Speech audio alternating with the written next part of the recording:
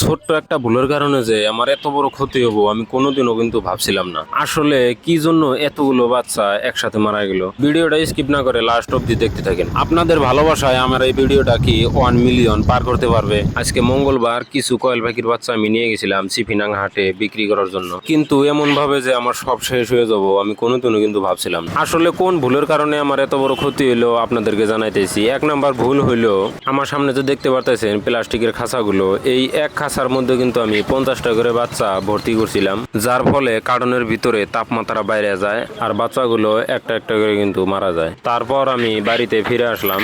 আমি কিন্তু বহু চিন্তা ভাবনা করে কারণ একটাই পাইছি, মানে বাচ্চাগুলা খুব গরম পাইছাল, তার জন্যই কিন্তু সবকটা বাচ্চা একসাথে মারা গেছে। আপনাদের মনের ভিতরে প্রশ্ন উত্থাপন হইতে পারে যে বাচ্চাগুলার কি কোনো ধরনের বেমার আসাল? না, কোনো ধরনের বেমার আসাল না, একদম সুস্থ বাচ্চা ছিল। আজকে প্রায় 75টা কয়েল পাখির বাচ্চা কিন্তু এইভাবে মারা গেল। তো যাই হোক, এত ছোট বাচ্চা এত কষ্ট করে পালন করে এত বড় হইলো, তারপরে এইভাবে মারা গেল, মনের ভিতরে বহুতই কষ্ট লাগতেছে। কষ্টের মাধ্যমে কিন্তু এই ধরনের কাম সম্পূর্ণ করলাম, যেহেতু বাচ্চাগুলো মারা গেছে। সব কয়টা বাচ্চা আমি গর্ত করে তারপর কিন্তু মাটি দিয়ে ঢেকে দিলাম। আজকে আমার এই ভিডিওর মাধ্যমে আমি আপনাদের কাছে একটাই অনুরোধ জানাই, আমার এই ভিডিওটা আপনারা বেশি বেশি করে শেয়ার করে দিবেন, যাতে মানুষের এই ধরনের ভুল হয় না আর এত বড় ক্ষতি যাতে হয় না। এই ভিডিওটাতে আমি আপনাদের কাছে বহুত সাপোর্ট চাই।